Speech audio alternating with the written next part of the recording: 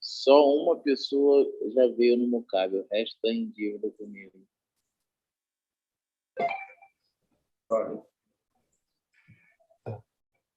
Bom, pessoal, boa noite. Boa noite a todos. São 19 horas, 2 minutos. Hoje é...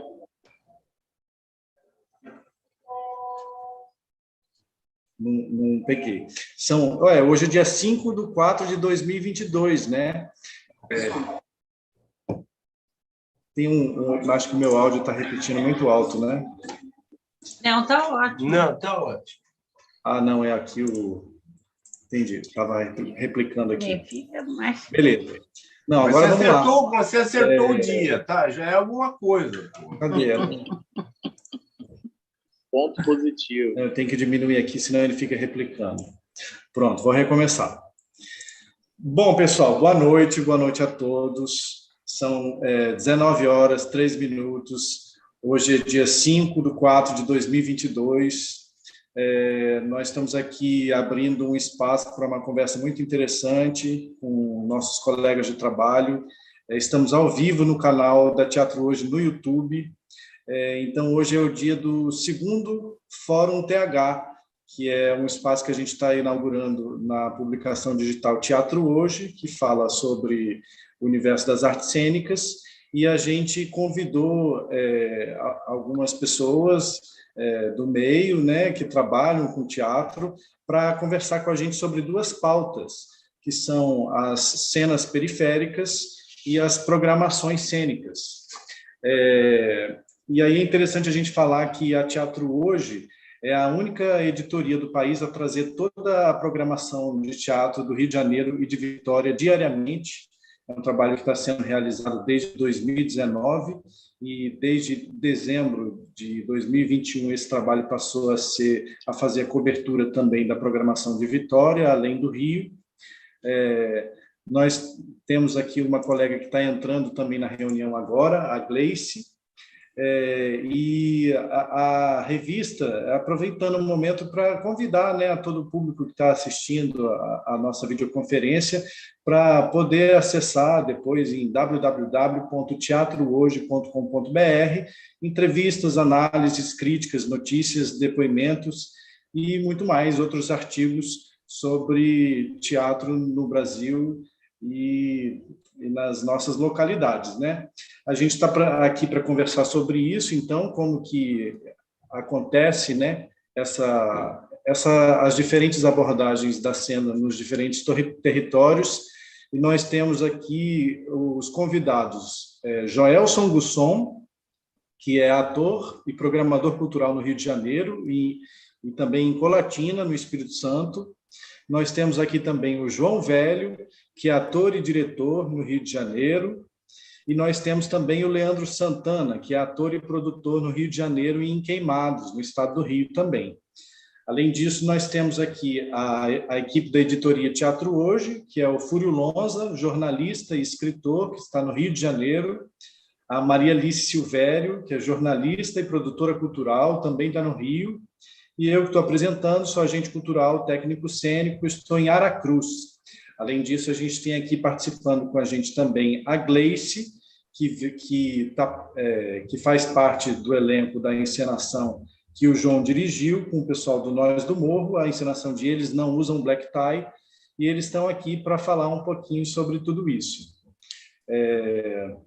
Bom, antes de passar a bola para o Fúrio, eu imagino que talvez ele tenha alguma coisa a respeito do editorial para ler para nós, eu queria só também aproveitar e fazer a divulgação aqui do projeto da Teatro Hoje, que aconteceu em 2021, com o apoio da Lei Aldir Blanc e da Secretaria de Estado da Cultura do Espírito Santo, a Secult-ES, que é o Teatro Hoje no Espírito Santo, uma série de textos sobre teatro no Espírito Santo e o início da cobertura da programação no Estado.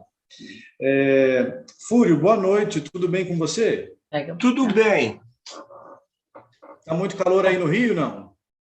Tá calor. Sei. Teve muita chuva aí também esses dias, né? Pelo que passou nas notícias. Você chegou a receber alguma coisa sobre o que eu enviei sobre a programação de hoje? Tinha pensado de você ler um trecho sobre o nosso último editorial. É o que eu vou fazer, assim, tipo improviso, né? Sabe? A gente, né? Eu não sabia, mas vou ler assim, de improviso, tá? Pois não. Não é bem um editorial, tá? É um esboço, é uma espécie de introdução a tudo que vai ser falado aqui. E provavelmente vai virar ou um editorial ou uma matéria de acordo com tudo que vocês falarem, né? Então, eu vou improvisar aqui lendo, tá? Então, vamos lá. A voz da periferia. Palco e plateia, centro e periferia, são vias de mão dupla. Talvez a primeira pergunta que um dramaturgo teria que se fazer ao compor um texto é a seguinte: estou sendo útil? Enquanto uma companhia de teatro intui o que o público deseja ver e ouvir, a plateia espera ansiosa em ser contemplada no palco com a diversidade de seu cotidiano para que consiga se identificar. Na mesma medida em que a capital do Rio de Janeiro solidifica seus espectadores nas camadas A e B, apresentando grandes e suntuosos musicais com um consequente ingresso nas alturas, a periferia luta para ser ouvida, pois tem muito a dizer e contribuir com a arte em geral. Essa via de mão dupla se completa da seguinte maneira: levar as peças da capital para a periferia tem o mesmo risco de trazer um projeto produzido em loco, pois os temas e abordagens são diferentes. Pode dar certo, pode não dar. Por exemplo, não seria o caso de levar um Beckett para Petrópolis, por exemplo, agora. Acho que não seria o caso. Seria melhor levar um Brecht ou um Plínio Marcos para ver se o pessoal bota o prefeito e a camarilha dos vereadores para correr. Mas é uma ingenuidade achar que existe um novo público em Guaratiba, Nova Iguaçu, Belford Roxo, Angra dos Reis, Queimados ou na Baixada Fluminense.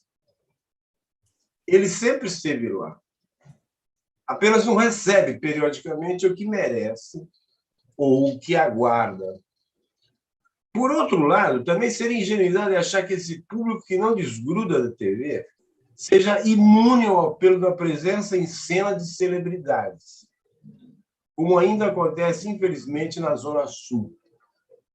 Mas há uma diferença fundamental. A demanda reprimida da periferia admite a possibilidade de que esse público se interesse por um teatro bem feito, simplesmente por ser uma das poucas atividades culturais que ele tem. Por isso, o Teatro Hoje resolveu ouvir, nesse fórum, as experiências realizadas por artistas do teatro que estão fora dos centros urbanos e que, com certeza, vão trazer outras opções a serem avaliadas e recicladas de acordo com os novos pontos de vista. É necessário e urgente que essa simbiose aconteça para que as comunidades estabeleçam um diálogo entre si, troquem informações e, eventualmente, trabalhem em projetos comuns. Oficialmente está aberto o fórum. A palavra está com vocês. Aqui eu tenho, na minha pauta, aqui para a gente fazer rodadas de conversas, né? Porque a gente tem a primeira pauta, que são as cenas periféricas. Eu pensei em convidar o Leandro Santana, que é de Queimados, para ele falar um pouco sobre, a partir disso que o Fúrio provocou, né? Sobre a experiência com o grupo Queimados em Cena e com o trabalho também que ele desenvolve na equipe da gestão do Museu de Cultura Afro-Brasileira, no Rio de Janeiro. Não é isso, Leandro? Tudo bem com você? É isso. Olha, primeiro dizer que o Fúrio, se for improviso, tá muito bom, hein?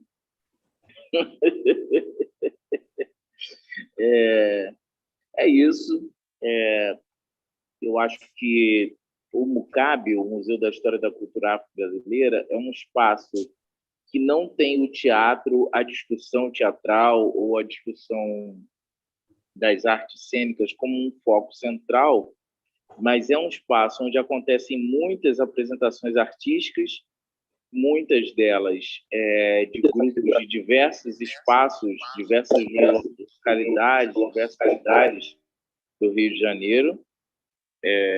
A gente tem tido uma preocupação muito grande, né, até por diretriz e orientação do nosso secretário, Faustini, de atender sempre com uma especial dedicação aos coletivos artísticos que vêm da Zona Oeste, da Zona Norte, para que esses coletivos tenham um espaço de troca e de realização dos seus trabalhos artísticos.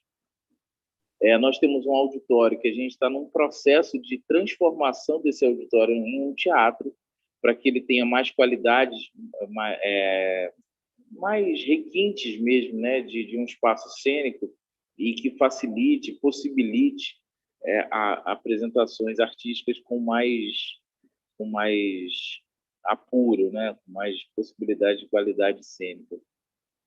E eu tenho um histórico, antes mesmo de estar à frente dessa casa, de dirigir esse museu, tenho um histórico de dedicação a um processo de luta de muito tempo dos coletivos artísticos, sobretudo dos grupos de teatro da Baixada Fluminense, que sempre batalharam e lutaram para fortalecer esta relação com o público, como foi dito no improviso do Fúrio, e, sobretudo, com a capital carioca, né? Por um entendimento, por um pensamento de que há, na capital carioca, uma discussão, uma efervescência de trocas de construção de saberes sobre a cena teatral, e que esta troca, esse debate, essa efervescência era interessante a nós, que, de uma certa forma, estávamos à margem, estávamos atuando perifericamente de algumas destas discussões. Não que nós não fizéssemos as nossas, mas que, de alguma maneira, estávamos à margem de algumas dessas discussões e nos juntamos para fortalecer os nossos projetos, os nossos trabalhos, e formamos uma série de ações que resultaram na criação da Rede Baixada em Cena, uma rede de diversos grupos de teatro da Baixada Fluminense. A Baixada Fluminense é uma região do estado do Rio de Janeiro formada por 12 cidades, cada uma com as suas especificidades, os seus recortes territoriais, as suas prefeituras, as suas câmaras de vereadores. Eu gosto de fazer esse à parte, porque às vezes as pessoas confundem um pouco Baixada Fluminense com Santa Cruz. Então Nilópolis é onde? É perto do Meia. São cidades, não são bairros do Rio de Janeiro, né?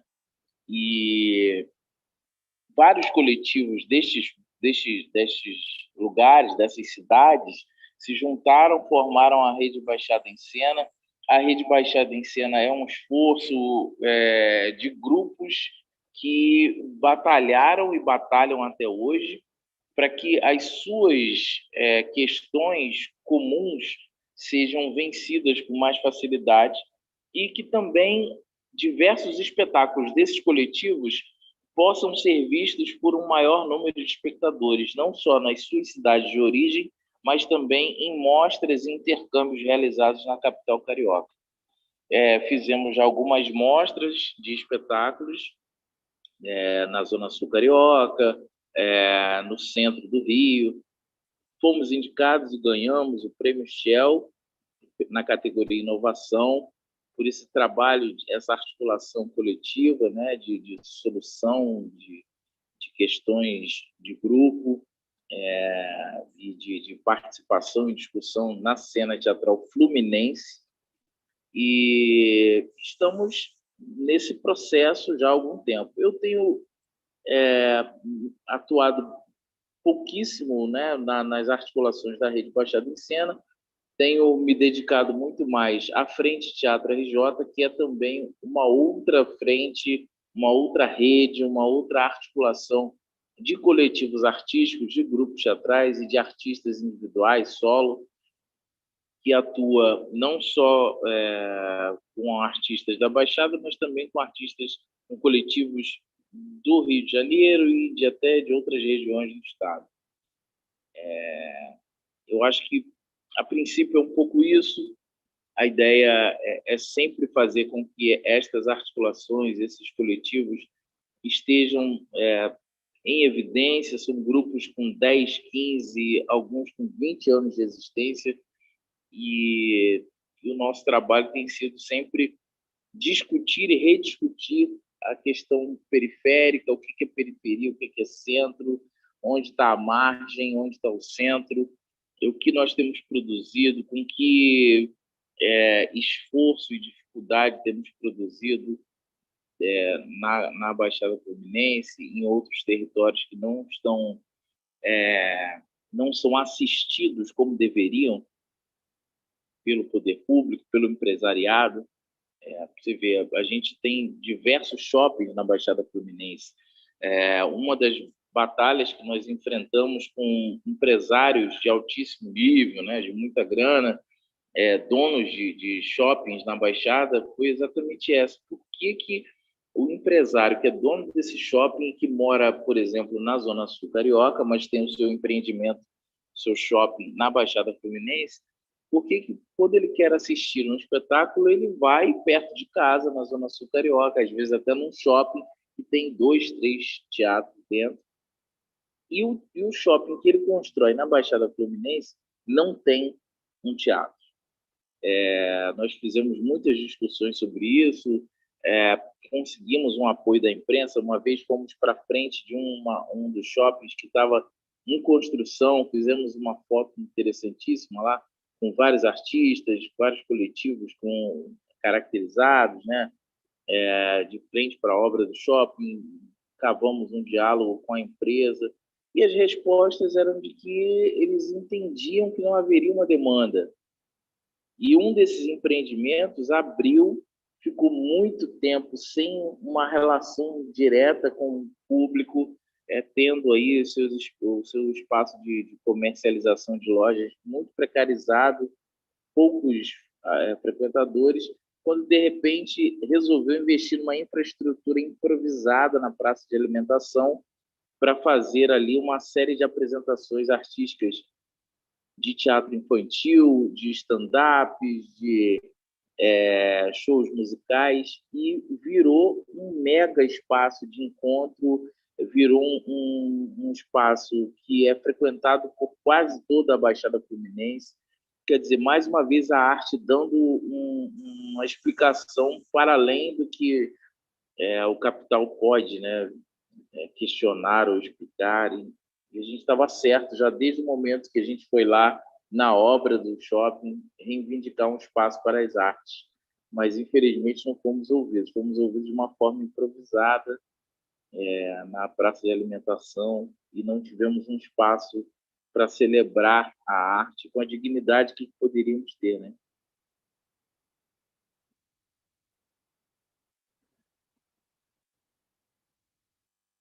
Acho que é isso. Falei para Chuchu.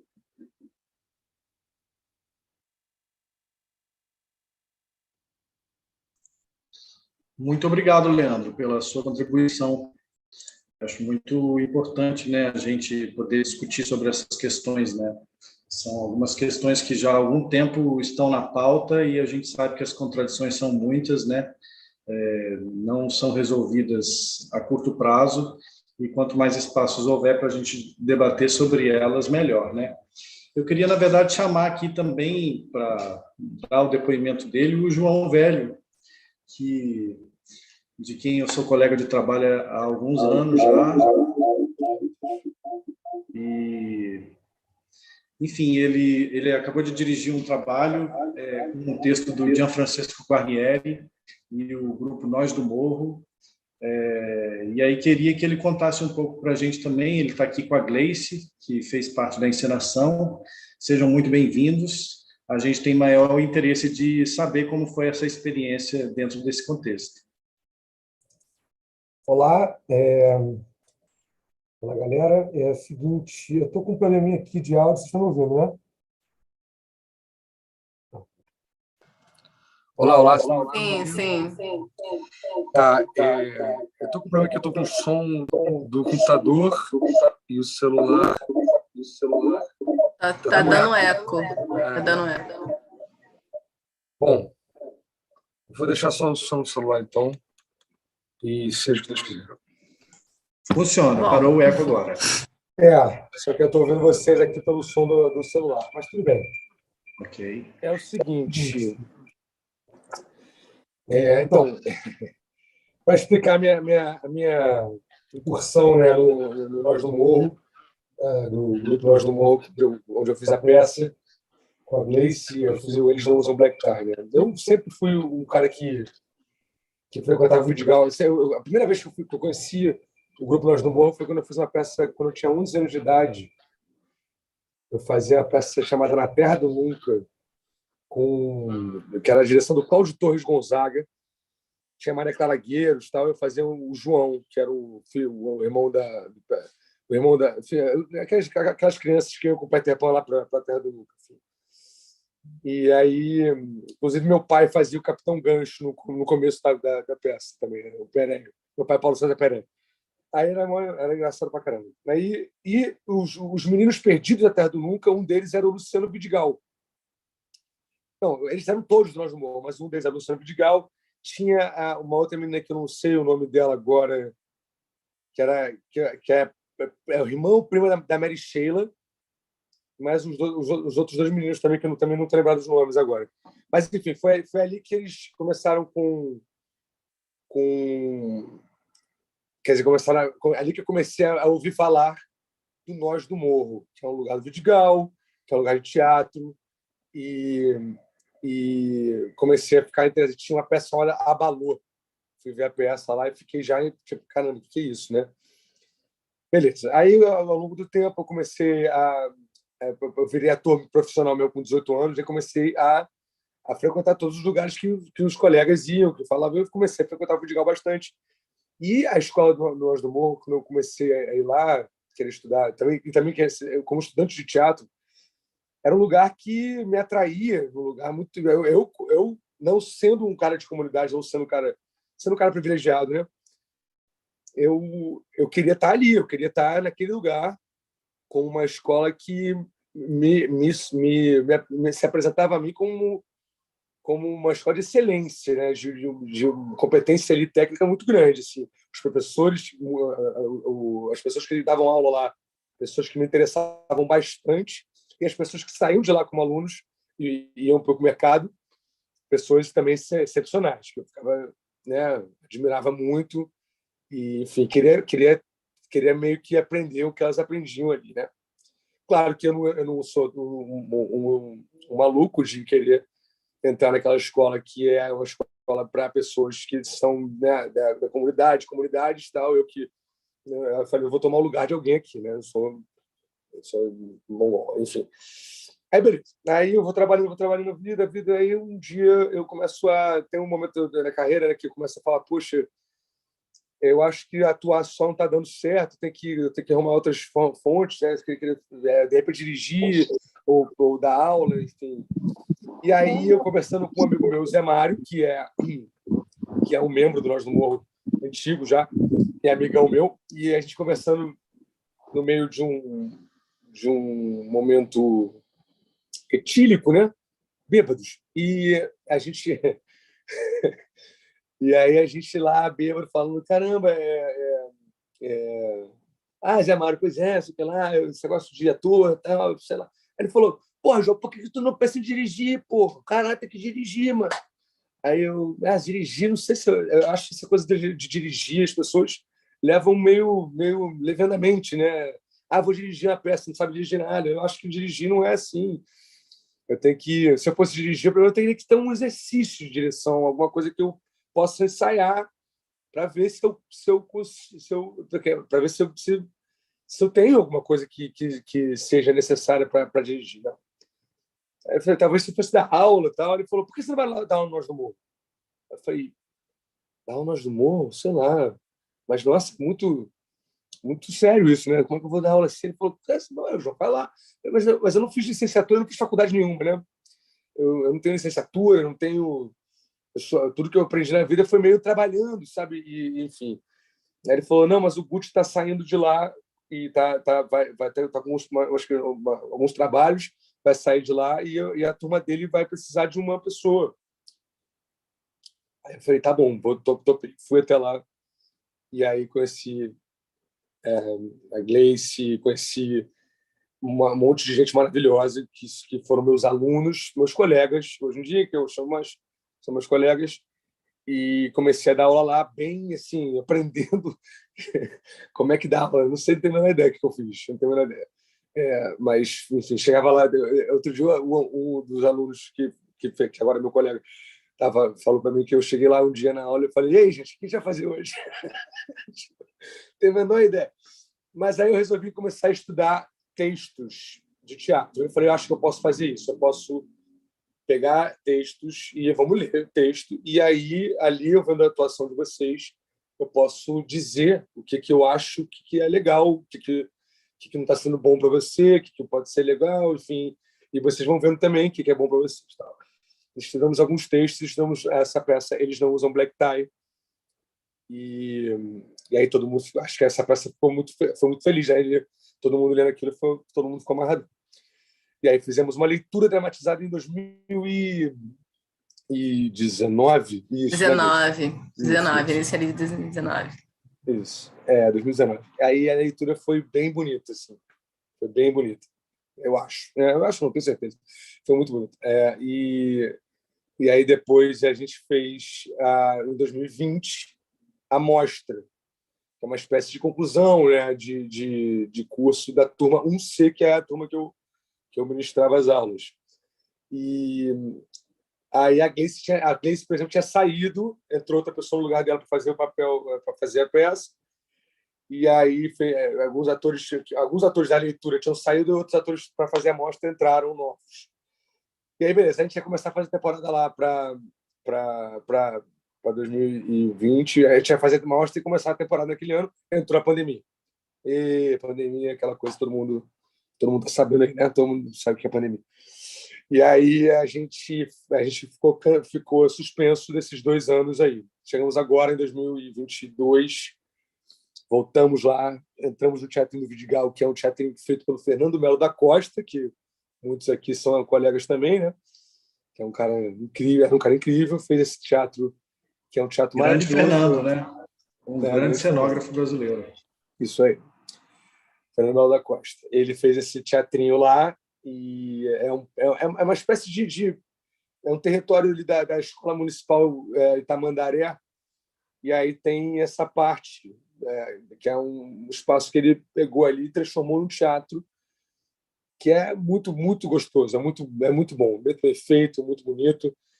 E aí o Nós do Morro tem uma coisa interessante, que você vai lá ter aulas como aluno, você não paga nada, né? Você não é gratuito para os alunos. Mas aí tem uma política de comunidade, de todo mundo botar a mão na massa, né? Todo mundo que vai no Nós do Morro estudar lá faz a manutenção dos espaços, faz a limpeza, faz mutirão, limpa os locais, enfim, limpeza. Enfim, a feitura das peças. Acho que não sei se, enfim, não sei se isso muda muito nas outras escolas. Todo mundo participa da peça em todas as áreas, iluminação, figurino e tal. E também essa coisa de realmente pintar o local, fazer faxina no banheiro para a plateia chegar. Enfim, tudo isso é feito pelos alunos do Nós do Morro. Isso é uma coisa que eu fico bem... dá muito orgulho de ver, enfim, é muito bonito. E o que mais? Enfim, aí fizemos a peça. Também estou sendo muito prolixo, né? O Leandro foi muito mais resumido e ficou reclamando que estava sendo longo. Eu estou sendo muito mais, Leandro. Então, pronto, tá aliviado, né? Enfim, voltamos com a peça aqui, aí dessa vez com atores que fizeram a leitura e com atores que fizeram a mostra. Alguns atores da leitura não puderam fazer e outros atores da mostra. Foi um Frankenstein de uma colagem de membros das turmas que participaram comigo, e aí virou um Frankenstein de alunos, assim, de turmas, foi uma colagem de vários alunos diferentes. E aí, beleza, fizemos essa peça e fizemos essa temporada lá. Uma temporada que, como a mostra é um lugar de eventos, de festa, né, de finalização de curso, tem um apelo muito grande do público do Vidigal lá de a temporada, ela tem uma temporada de peça lá, às vezes tem uma certo receio assim de chamar a plateia, porque não tem um apelo dessa coisa festiva, né? Mas aí a gente fez um trabalho muito bom de formiguinha, de ficar o tempo todo chamando as pessoas, e o produto em si, a peça em si, eu acho que ficou muito bonita, né? Ficou muito bem feita pelo elenco, por todos os membros, né? O figurino, o cenário, a luz do Zezinho da Luz, enfim, todo mundo foi muito, muito legal. E acho que é isso. E a Gleice está aqui, minha atriz, aluna / atriz, enfim, eu não sei mais como é que fala, essa área cinzenta, minha colega Gleice, que está em cena comigo também, que eu também estou fazendo a peça com o ator. Estava fazendo a peça com o ator, que acabou no domingo agora, né? Domingo passado. E a Gleice está aqui para falar também. Enfim, fala aí, Gleice, você acha que eu falei direito? Você pode também... Boa noite, gente. Boa noite desde já. Bom, é isso, assim, acho que... Boa noite. Eu acho que começar a falar de arte é entender quem quer contar a história, né? E aí, iniciando ali a sua história com Nós do Morro, é sim um grupo que está contando história aí desde ali, acho que 86. E é um grupo, sim, que percebe o quanto o humano pode ser de variadas formas nesse contar a história, né? Nessa questão da arte teatral. É uma escola que trabalha atuação, que estuda atuação, mas dentro dessa escola você pode estudar outras vertentes. E eu acho também isso muito de uma cultura mesmo. A gente fala de periferia ou comunidade, e a gente, às vezes, né, a gente está nessa discussão ainda. Eu sou de Nova Iguaçu, Leandro, nasci ali no Bom Pastor, em Queimadas, e fiquei 10 anos da minha vida em Nova Iguaçu. Depois eu fui, e não tinha, né, esse levante artístico ali, né, tão forte e veemente como tem agora. E acho necessário demais essa continuidade, esse começo e essa continuidade de estar sempre levantando arte em todos os espaços, porque é necessário, sim. E aí, voltando aqui para o Nós do Morro, é uma escola que fornece, né, que trabalha, que troca essa experiência teatral, mas vinculada à luz, vinculada ao figurino, se entendendo ali que você pode ter várias facetas e várias habilidades dentro desse contar história. E isso é muito bonito, sim. No arrumar sua casa também, a gente tem essa preocupação. O Guti sempre fala isso na questão do arrumar a casa. Então, por isso que a gente tem que sim lavar o banheiro, né, para receber o público e receber a galera que você quer ir, confraternizar energia, né, trocar energia ali nessa contação de história. O João veio para esse grupo no momento de mais força que se precisava também. A gente estava no momento sem patrocínio no Nós do Morro, né, sem verba para a gente, né, dar continuidade ao que já vinha fazendo, de ter muito mais turma do que se tinha. Quando ele chegou, a gente só tinha uma turma de adulto, 2 de adolescentes, e 2 de criança, uma de adolescente e uma de adulto. Então, a gente estava aí, reduziu, eram 10 turmas, reduziu muito, isso só contando de adulto. Então, ele vem no momento de mais força, e no início ali ele falou, né, não sabe o que fazer, o que a gente vai fazer hoje, mas eu acho que você já está disponível para trocar o que sabe, já é ser professor, sabe? O que é ser professor? É você estar liberto, eu sei isso, não sei se eu sei, mas vou trocar. E você veio e trocou muito.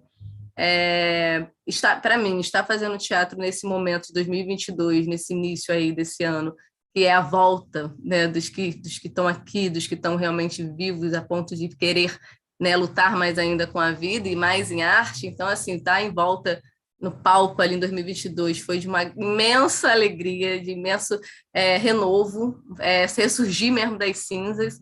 E uma coisa boa que a gente pode contar é que algumas pessoas foram falando que era a primeira volta ao teatro.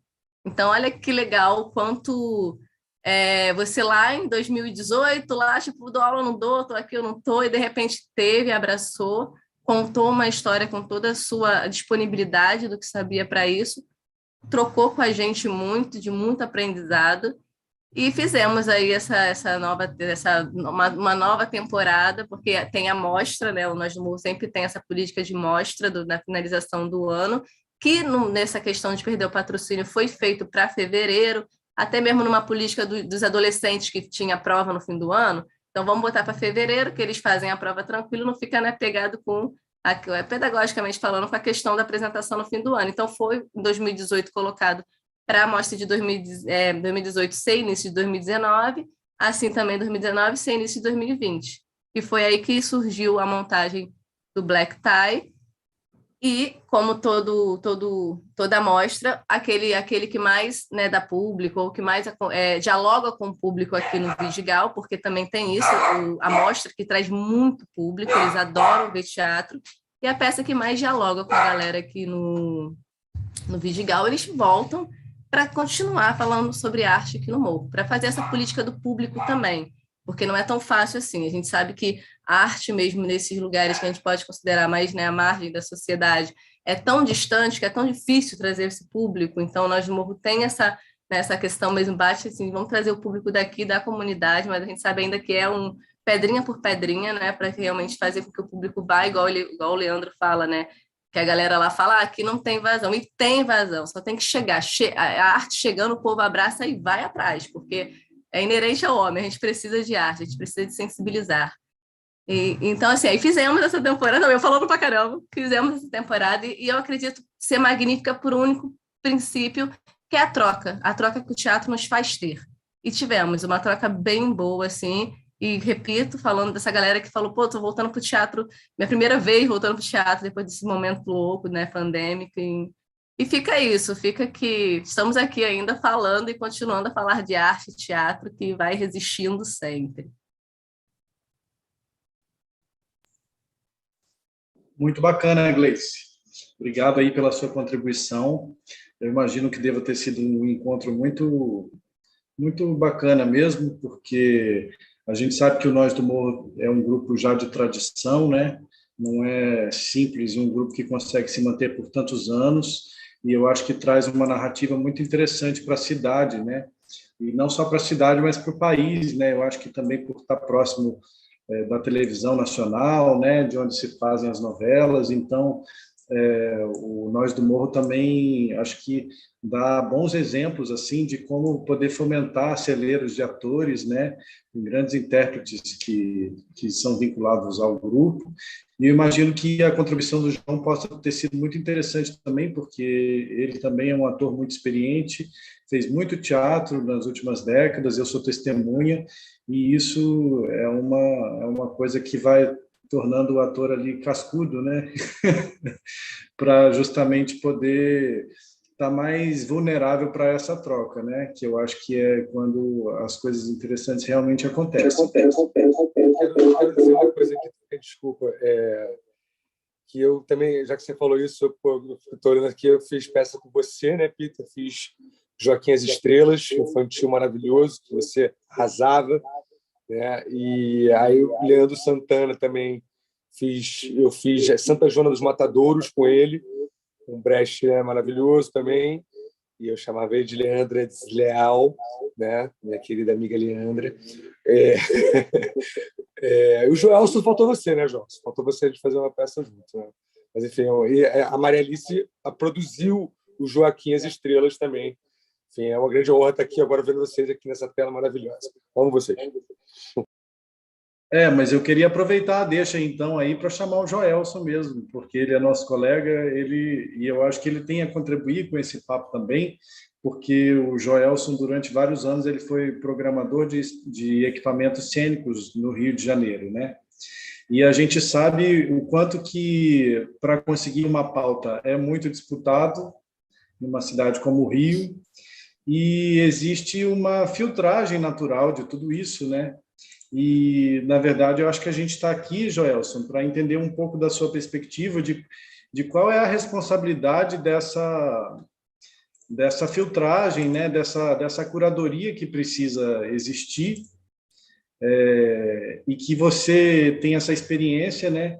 E que a gente também sabe, assim, de acompanhar como que existem algumas batalhas por espaços de narrativas de pessoas que gostariam de que a cidade fosse mais democrática, pelo menos nesse sentido de garantir a diversidade de vozes, né? Você pode falar um pouco para nós o que você pensa sobre isso? Com todo prazer. Boa noite, pessoal. Vocês estão me ouvindo bem? Que eu não estou me ouvindo nada. Então, não, estamos ouvindo bem. Bom, só para as pessoas saberem quem eu sou, né? Eu sou Joelson Gusson, eu sou do Espírito Santo, mas moro no Rio de Janeiro há 20 e tantos anos. E durante um tempo da minha vida bastante longo, eu, junto com outras pessoas, e junto principalmente com a Daniela Amorim, eu fui diretor artístico do Teatro Sérgio Porto e também do Teatro Glaucio Gil, em Copacabana. Antes foi o Glaucio, depois foi o Sérgio Porto. O Sérgio Porto durou muito mais tempo, durou quase 10 anos, né? E ali a gente desenvolveu um projeto que a gente chamou de Projeto Entre. E eu quero só destacar essa coisa do Projeto Entre, porque só o nome dele já fala muito do que eu quero falar aqui, né? De onde que surgiu esse nome. Nós estávamos em Copacabana, nossa primeira empreitada nessa coisa de gerir um espaço, foi a convite da Eva Dores, na época, né? E o Teatro Glaucio Gil, ele fica na Barata Ribeiro, mas a porta dele é na lateral. Então, você está na Barata Ribeiro, você não vê a porta do teatro, você vê a lateral do prédio, que é a lateral de um colégio, ele fica grudado num colégio, né? E nós resolvemos fazer uma placa imensa, com uma seta escrito assim, entre, para a pessoa olhar que ali tinha uma porta de um teatro, né? E aí as pessoas olhavam aquilo e falavam, olha, para onde que vai essa seta? E ia para essa porta do lado, na época não estava reformado ainda, que agora tem um toldo melhor, uma coisa, na época era só uma portinha mesmo, né? E isso virou o nome do nosso projeto, que durou aí, o tempo que ele durou, né? 12 anos, mais ou menos.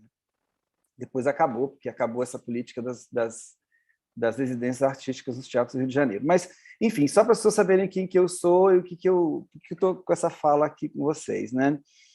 Uma coisa que eu queria apontar logo de início é que existe essa cisão muito grande, não é, entre a zona, principalmente do Rio de Janeiro, né, entre a zona sul, o centro da cidade e tal, né, e as outras zonas da cidade. E dentro dessa zona sul existe a cisão entre as comunidades e o resto da zona sul, né? Quem está no Vidigal, que está dentro da zona sul, está apartado da cidade por estar dentro de uma comunidade, né? Quem está na Rocinha está apartado, quem está, né, ali em Botafogo ali está apartado, quem está nos Prazeres está apartado. Então existe esse apartheid, digamos assim, né?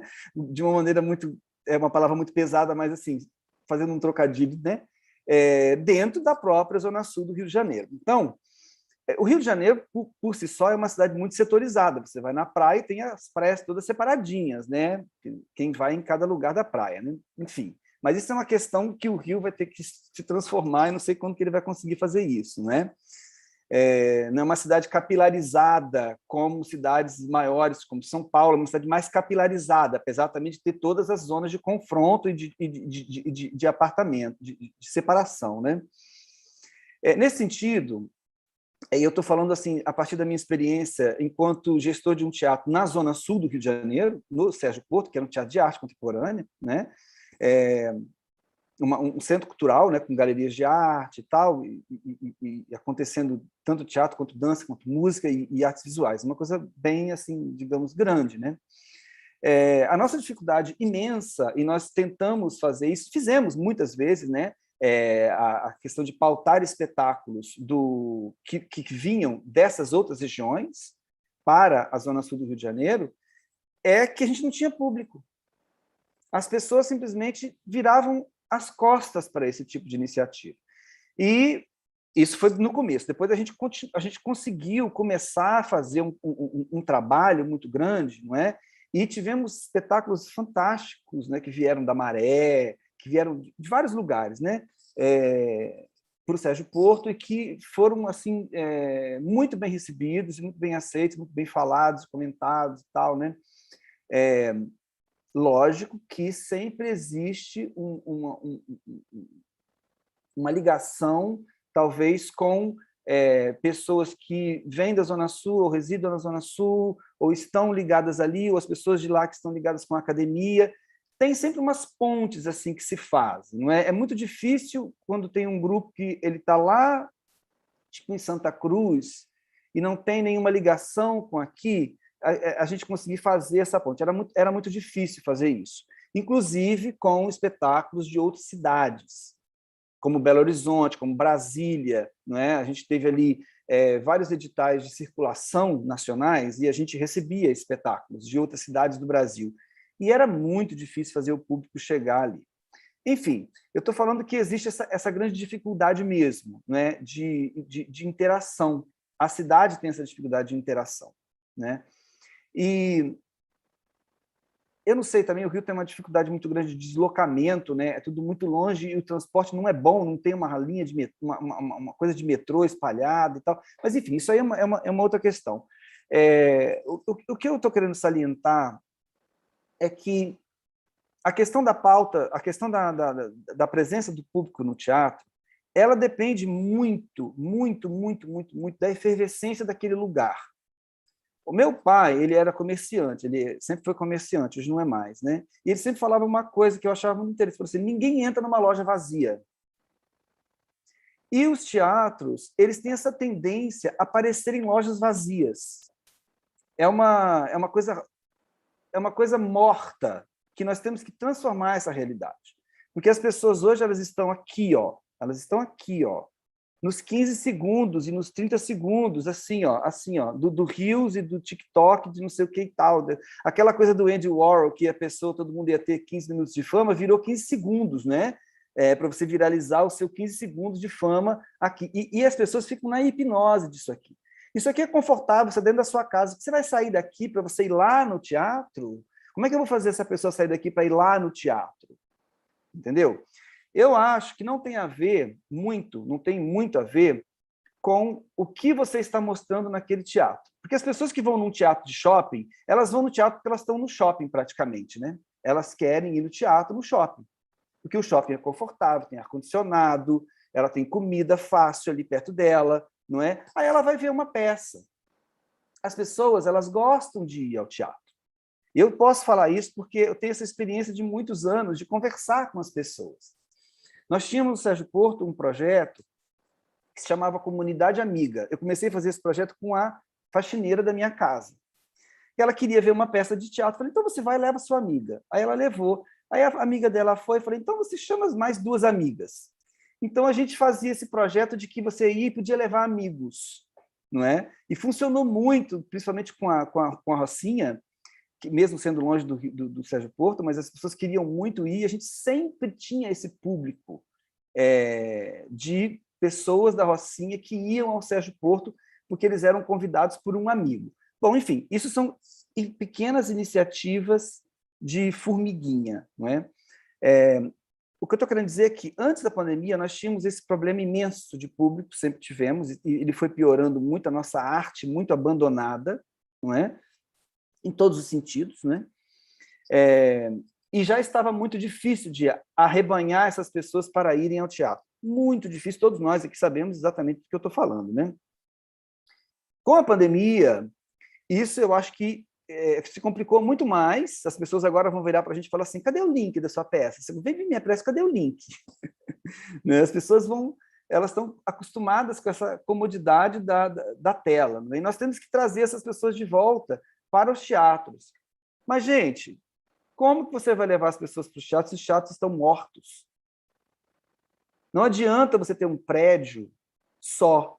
Você tem que ter ali dentro as pessoas e a vontade de fazer aquilo funcionar. É incrível quando vocês me falam lá sobre Nós do Morro, não é? Que todo mundo trabalha e limpa. Essa energia que circula dessas pessoas que estão ali, quando alguém chega lá, a pessoa vê essa energia.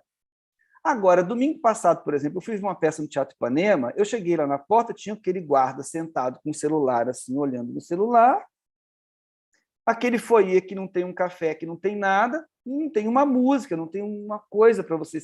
Todo mundo ali em silêncio, esperando. É uma casa mortuária, gente, logo antes do enterro. Entendeu? Então, se não houver uma consciência imensa nesse momento de que os teatros e os espaços eles têm que ser turbinados para poder fazer com que as pessoas se interessem a chegar naqueles lugares de novo, isso vai morrer. Não tem escapatória. Entende? Não tem jeito. Assim, estou sendo bem cruel, né? Falando que não tem jeito. Né? É porque eu não vislumbro a possibilidade de uma pessoa estar confortavelmente na casa dela, na frente da televisão, com o Netflix, sair dali para ir para um lugar que está morto. A pessoa não quer isso. Eu não quero isso para a minha vida. Eu fui naquele teatro domingo, eu me senti muito mal lá dentro. Falei, o que eu estou fazendo aqui? Para que eu vim nesse lugar morto? Sabe? Tem tanta coisa melhor para fazer na vida do que ficar aqui, não é? As pessoas querem ir para onde depois da pandemia? Elas querem ir para o bar, elas querem um carnaval, elas querem alegria, não é? Então, se nós não lutarmos, se nós não cobrarmos, digamos assim, a existência dessa efervescência em cada lugar desses, e que os teatros sejam pontos de apoio e de encontro e lugares vivos, esse público não vai lá. As pessoas não vão lá. Então, é muito maior do que a gente falar, a gente tem que ter uma democratização das pautas. Você pode fazer a democratização das pautas. Não tem problema nenhum. Isso vai ser ótimo para todo mundo que tem o seu trabalho a ser apresentado. Agora, elas vão apresentar o trabalho delas aonde? Num prédio morto? O que adianta isso? Não adianta nada. Gente, eu pesei a conversa, né? Eu estou vendo pela cara de vocês que ficou muito sério o que eu estou falando. Me desculpa, pelo amor de Deus. Mas é que eu trago uma certa indignação nesse sentido, entende? Porque eu sei muito bem como é difícil fazer um lugar funcionar. E aí, eu trago verdades. Fazer o quê, né? E aí, quando eu vejo que o olhar... Tudo bem que a gente está voltando agora de uma pandemia e que o dinheiro praticamente não existe, se bem que eu acho que ele existe, não é? Assim, eu vou contar aqui para vocês, a última é que uma pessoa aqui no Rio de Janeiro, uma grande artista, não é? Ela acabou de receber 4 milhões de reais da Secretaria de Cultura, sem ter passado por nenhum edital, não é? Isso aí dava para contemplar 120 projetos do edital FOCA, que acabou de ter aqui no Rio de Janeiro, e essa artista levou 4 milhões para ela, assim, na boa, de boaça, sem ter que fazer nada, entendeu? Aí vem me dizer que não tem dinheiro para cuidar dos espaços, dos teatros. Não tem dinheiro aonde que não tem dinheiro? Não é? Nessa hora o dinheiro aparece, né? Estou fazendo uma denúncia, estou aproveitando aqui para fazer uma denúncia. Estou bastante indignado com essa situação. Não vou falar o nome de ninguém, não. Quem quiser saber, que procure saber por aí afora. Enfim, falei demais, né? Falei demais. Eu falei o que vocês queriam saber?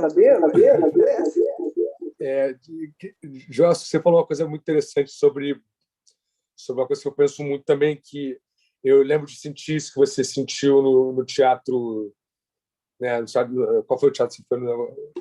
Enfim, eu fazia a peça do Sérgio Porto, fazia uma peça do Sérgio Porto, que você trabalhou muito tempo também, né?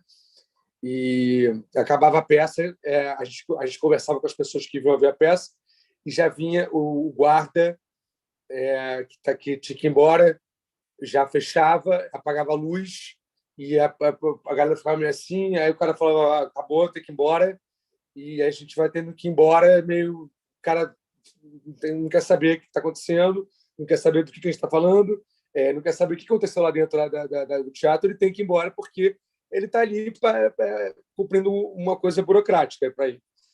E eu falava, cara, tinha que ter uma pessoa que trabalhasse aqui que fosse uma pessoa, exatamente como você falou, uma pessoa que seja que seja minimamente conectada ao que está acontecendo aqui dentro, que olhe para a gente e fale, ó,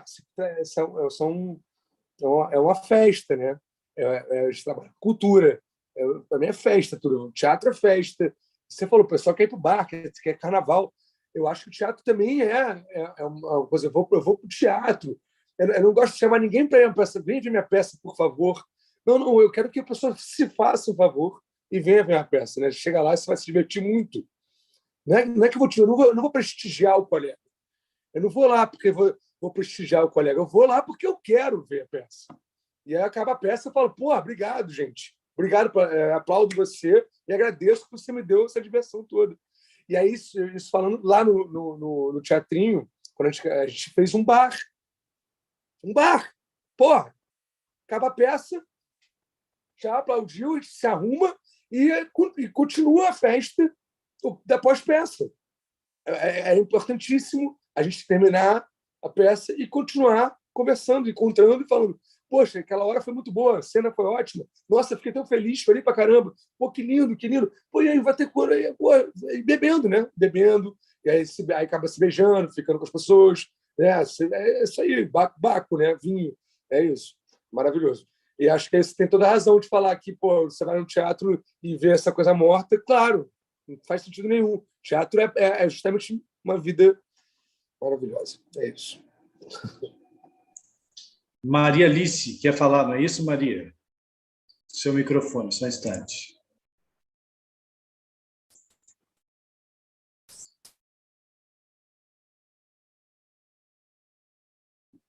Maria, vê se você consegue destravar seu microfone, por favor.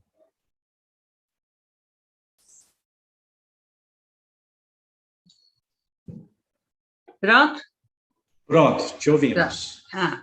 Eu queria primeiro perguntar para o Leandro.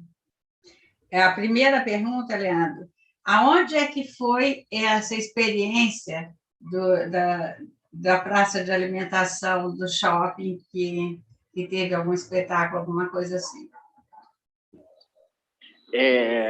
Na cidade de Nova Iguaçu, Nova Iguaçu. Onde a Gleice falou que morava. E a gente, na verdade, o que acontece, a experiência foi a seguinte: nós temos um shopping em Nova Iguaçu que é muito antigo, chama Top Shopping. E esse shopping, quando eu era muito moleque, ele abriu e no terceiro piso tinha uma placa gigante assim: em breve aqui será construído um teatro.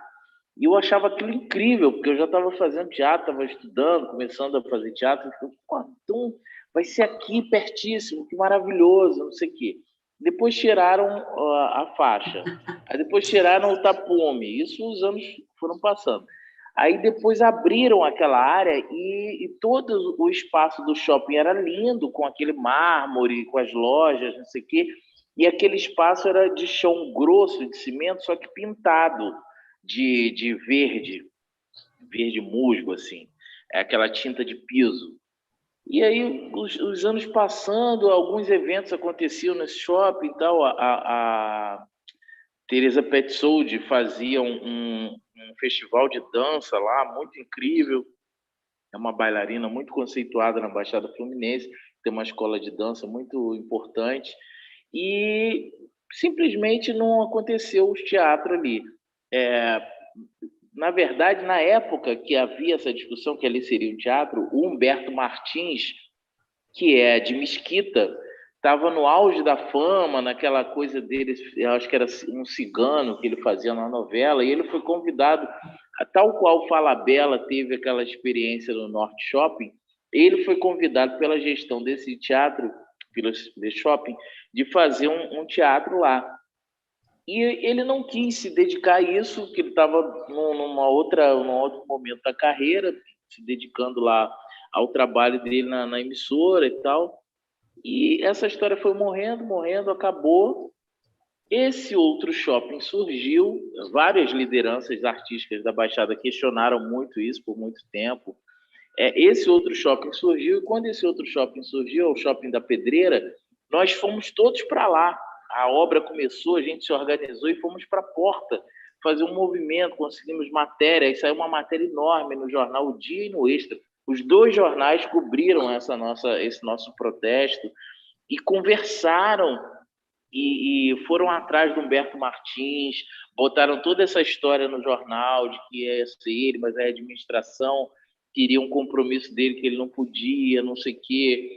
E entrevistou os donos, os proprietários, os representantes. Não, porque a gente entende que economicamente é melhor o cinema, que não vai ter um público, que não vai ter não sei o quê. Eles foram dando os argumentos técnicos, econômicos, para não ter a sala de teatro. E, de repente, eles perceberam que não estava decolando o shopping deles e fizeram essa estrutura na praça de alimentação, que funciona até hoje, dessa forma, não vou dizer improvisada, porque é uma estrutura bacana, né? Tem lá os que 30, o palco, não sei o quê. Só que foi uma coisa que eles tiveram que inventar na praça de alimentação, quando antes nós estávamos propondo que isso fosse dentro do projeto original do shopping. O shopping tem 10 salas de cinema, por que não uma dessas 10 salas de cinema ser um teatro? Era a nossa reivindicação, a matéria saiu falando disso.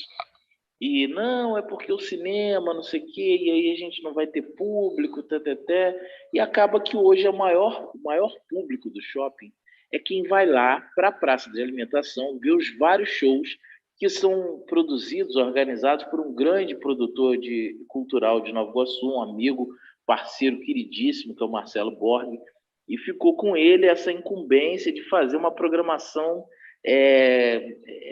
frequente ali. E essa programação existe, leva muito público para esse espaço, e a nossa reivindicação de ser um espaço pensado, planejado, montado, organizado para ser um espaço de apresentações, foi rechaçada lá atrás, no início da obra.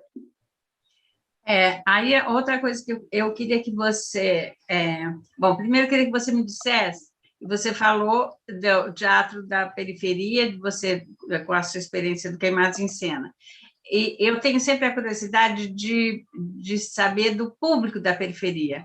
Como é que, quando vocês se apresentavam, porque você não se apresentou só em Queimados, né? Com Queimados em Cena, você também se apresentou nas outras cidades da Baixada. Qual foi a receptividade que você teve? A receptividade sempre foi muito boa. Na cidade de Queimados, a gente viveu e vive uma série de experiências diferentes. A gente, na verdade, sempre se apresentou em escolas, em associações de moradores, em igrejas, em salões paroquiais. A gente sempre fez uma série de espetáculos em lugares mais inusitados possíveis. A gente conseguiu fechar parceria com escolas que emprestavam para a gente assim, uma sala que não era utilizada, uma sala que estava em obra, alguma coisa do gênero. E a gente montava nessa sala um teatro improvisado, né? Com uma estrutura que eu até falo para alguns amigos. Um dia eu vou escrever um livro que vai ter que ter esse nome: Coxias de TNT e Arame Queimado. Arame queimado, não sei se todo mundo conhece, é um tipo de arame muito mais barato, muito mais vagabundo, que você compra na loja de material. E ele, a gente fazia assim, parafusava de um lado e de outro, botava parafuso de um lado e de outro da parede, esticava aquele arame queimado e botava TNT preto, e aquilo era rotunda. E aí fazia mais um fio de arame queimado, aí ficava um pedaço de TNT de um lado, um pedaço de um TNT do outro, que eram as duas pernas, e o meio era vazio, só com o arame passando no espaço da encenação, no alto, e era onde a gente fazia as apresentações. Fizemos isso em várias escolas, em vários lugares, com essa característica do que o João falou, né, de teatro de grupo, de chegar cedo, de organizar a casa, de limpar tudo. A gente trabalhou muito tempo numa escola estadual que a gente chegava no sábado de manhã, ia no segundo andar, onde estavam as cadeiras das salas, descia com 70 cadeiras, botava no salão da escola, que era um salão vazio, sem cadeiras, que era uma espécie de depósito da escola, que a gente conseguiu autorização para usar, mas não tinha cadeiras, as cadeiras tinham que ser as da sala. Então, a gente descia com as cadeiras no sábado, espalhava lá nesse auditório, e depois aí ficava de sábado para domingo, e domingo, quando acabava a peça, a gente subia com as cadeiras de novo, porque segunda-feira ia ter aula. E a gente viveu também outras experiências de levar os espetáculos aos bairros, né, a periferia da periferia, e nos bairros afastados de Queimados e de outras cidades. A gente fez um espetáculo chamado O Inspetor Geral, que rodou todas as cidades da Baixada Fluminense. Sempre teve um encontro muito bom com o público, um quantitativo muito bom de espectadores, de gente que se organizava para ir, que marcava grupos, né? Grupos de escola, grupos de vizinhos. E fazíamos também uma coisa que, assim, quando a gente alugou um imóvel no centro da cidade de Queimados e transformou esse imóvel em nossa sede, e era um teatro de bolso, né, de 40 lugares, e a gente conseguia levar um grupo muito grande de espectadores lá, contínuo de espectadores, né, a gente estava sempre com esses 40 lugares cheios, e fazendo também parceria com as escolas de EJA, de turmas de educação de jovens e adultos, mas infelizmente a grana do aluguel era alta, era uma loja comercial no centro da cidade, então tinha aquelas coisas todas de imóvel, né, de imóvel comercial Luga, essas coisas todas, e a gente não conseguia bancar. A gente fazia um rateio, mas era difícil bancar. O aluguel, a luz, todos os gastos de manter aquela sede. Então, o coletivo existe, continua trabalhando, mas a sede a gente entregou. A loja a gente entregou. Foi com muito pesar que a gente desmontou a estrutura que tinha lá. A gente fez um palco, 2 camarins, montamos uns tablados para botar as cadeiras em níveis diferentes de altura e todo mundo da plateia enxergar o palco da melhor forma possível. Compramos refletores, tudo. Mas aí a gente desmontou essa estrutura porque não estava dando para bancar, né? Funcionou por 11 anos. Outra pergunta que eu queria te fazer, como é que foi a experiência que você teve com a ocupação dos teatros da Baixada, ocupando um teatro na Zona Sul do Rio? Olha, primeiro, nem foi na Zona Sul. A primeiro debate, diálogo, troca foi com a Eva Dores também, que o Joelson falou aqui, queridíssima Eva, e a gente ocupou as bibliotecas parque. A maior parte da programação foi na Biblioteca da Presidente Vargas, mas a gente também fez atividades em Manguinhos e também fez atividades na Rocinha. Foi muito bom, a gente trouxe um quantitativo enorme de artistas, além dos grupos de teatro. A gente teve a Orquestra de São João de Meriti, o Coletivo de Dança de Nilópolis. Fomos trazendo, assim, junto conosco, junto com a nossa programação de teatro, vários outros artistas da Baixada, e a gente teve um público bem interessante, sobretudo na Biblioteca Parque do Centro, que a gente também fez uma articulação com a Martins Pena, com as escolas do entorno, aquela escola de formação de professores, a Júlia Kubitschek,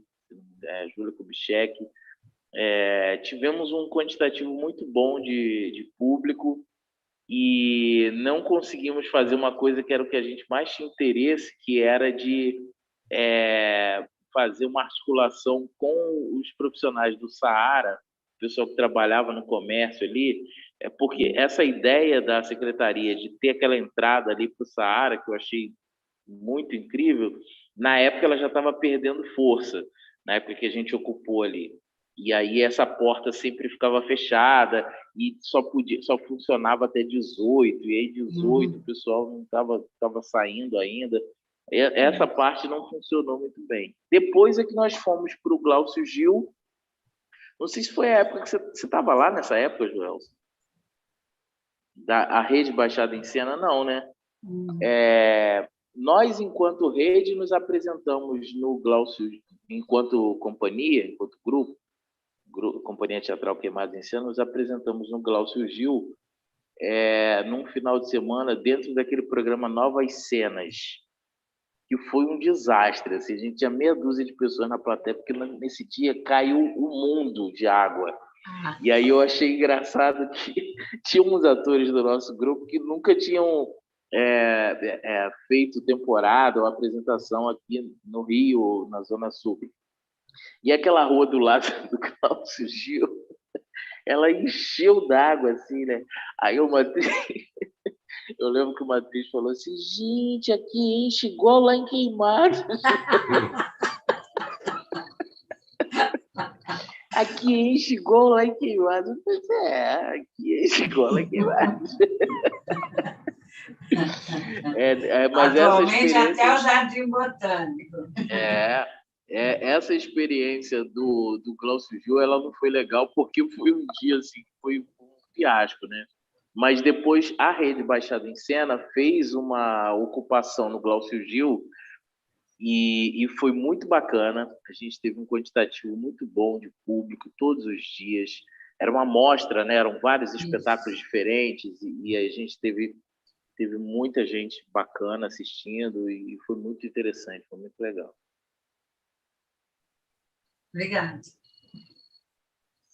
Eu queria fazer uma pergunta para o João Vera e para a Gleice.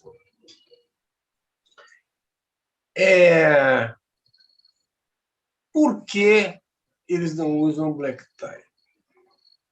Quem escolheu, a partir do quê? O que vocês viram na peça que, eventualmente, vocês acharam que era pertinente e etc.?